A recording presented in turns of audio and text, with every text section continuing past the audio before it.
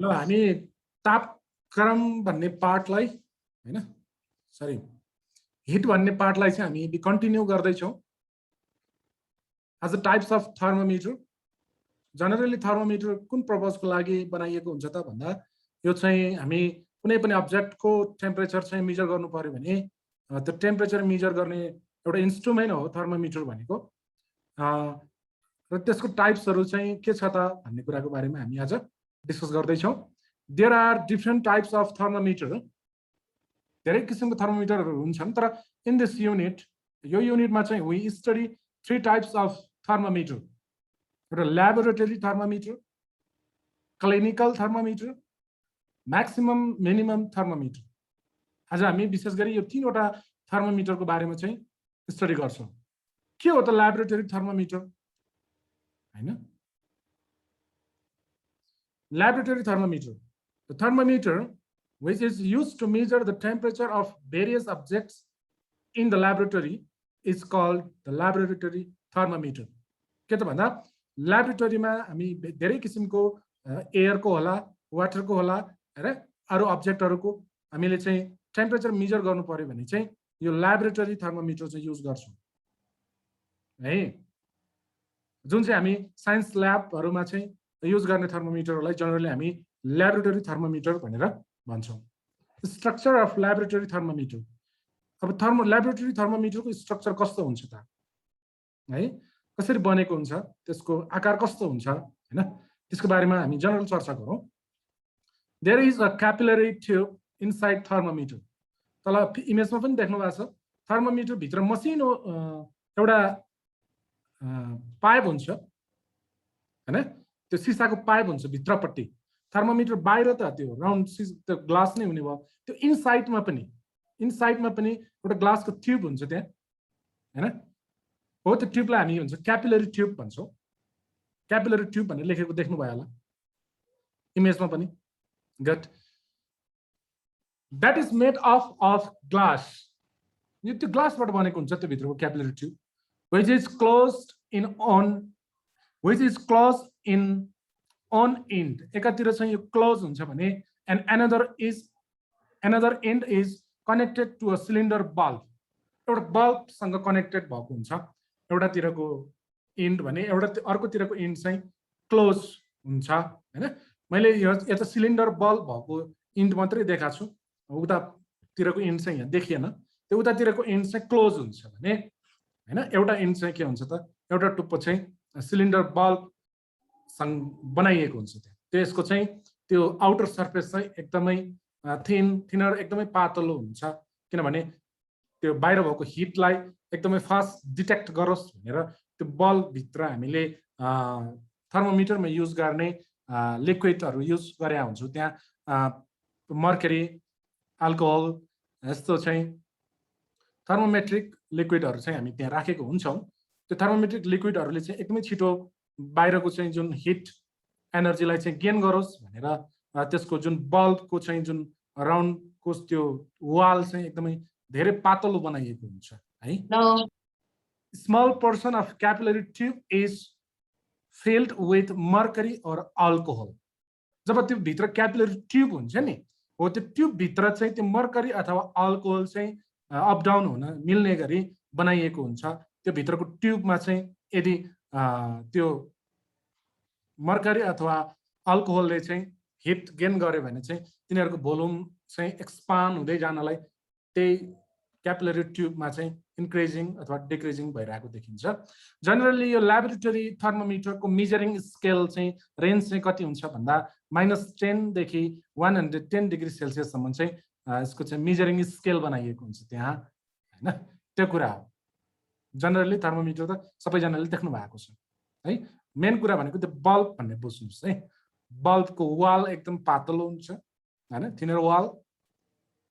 केको लागि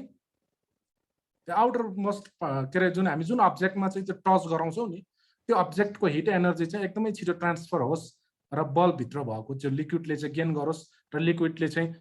लिक्विडको भोल्युम चाहिँ इन्क्रिज भएर हाम्रो चाहिँ त्यो रेन्ज स्केल रेन्जहरु देखाओस् भन्नाले त्यो बल्बको वाल चाहिँ एकदमै थिन बनाएको हो है त अर्को छ अब 2 नम्बरमा हामी ल्याबोरेटरी थर्मोमिटरको बारेमा डिस्कस गरिसक्यौं यो clinical thermometer the thermometer which is used to measure the temperature of the human body thermometer भएछ त्यहाँ थोरै करेक्सन गरौँ त्यहाँ जुन चाहिँ हाम्रो बडीको टेम्परेचर नाप्नलाई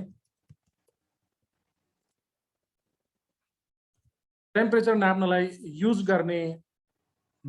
थर्मोमिटरलाई हामी क्लिनिकल थर्मोमिटर भनेर भन्छौँ फेरि मैले भने the thermometer which is used to measure the temperature of the human बडीहरूको टेम्परेचर मेजर गर्नलाई बनाइएको थर्मोमिटरलाई हामी क्लिनिकल थर्मोमिटर भन्छौँ यो विशेष गरी हेल्थ पोस्टहरू क्लिनिकहरू हस्पिटलहरूतिर युज गरिन्थ्यो पहिला अलिक पुरानो भर्सनको भयो कि यो क्लिनिकल थर्मोमिटर आजभोलि त डिजिटल होइन अझ भएन भने आज थर्मल गन टाढैबाट पनि नाप्ने त्यस्तो आइसकेको छ है structure of clinical thermometer generally clinical थर्मोमिटरको स्ट्रक्चर चाहिँ कस्तो हुन्छ त भन्ने कुरा छ है त हेर्नुहोस् है प्रिज्मेटिक ग्लास ट्युब प्रिज्मेटिक भनेको त बुझ्नुहुन्छ तपाईँले त्यो प्रिज्मेटिक भनेको प्रिज्म सेपको के एकदमै सिलिन्डर टाइपको नभइकन सिलिन्डर टाइप त बुझ्नुहुन्छ नि सिलिन्डर टाइप नभइकन सिलिन्डरको ठाउँमा तीनवटा सर्फेस हुने के हैन ट्रायंगुलर सेप जस्तो बुझ्नुस् न ट्रायंगुलर सेप जस्तो लामो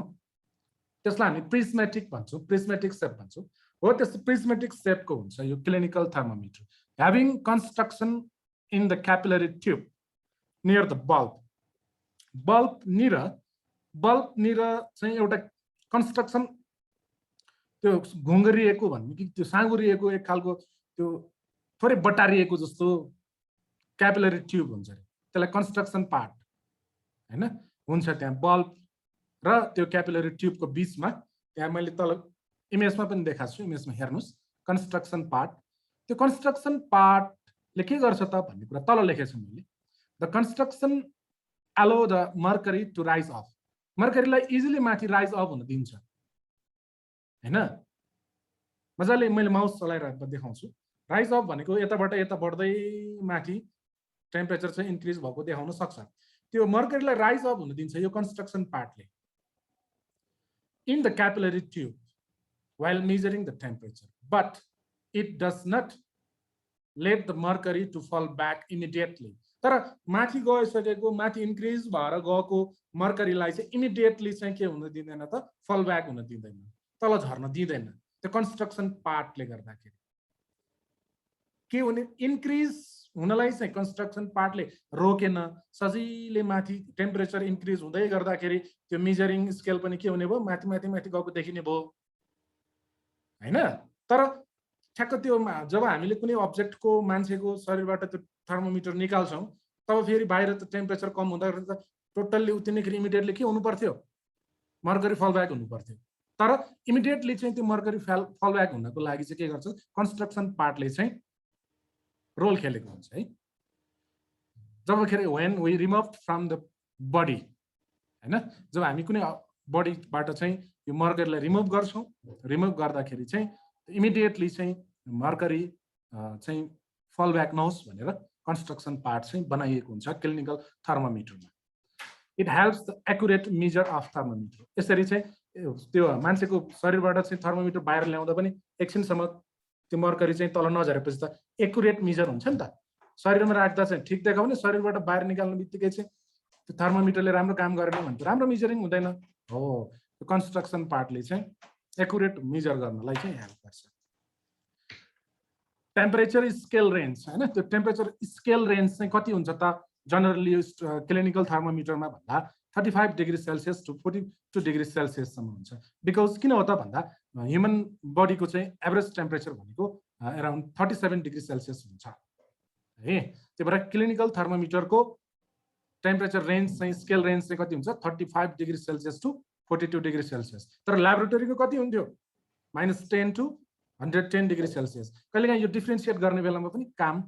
लाग्न सक्छ तपाईहरुलाई है यो पोइन्ट चाहिँ okay nowadays clinical thermometer has been replaced by digital thermometer त्यो पुरानो क्लिनिकल थर्मोमिटर त्यो प्रिज्मेटिक सेपको हैन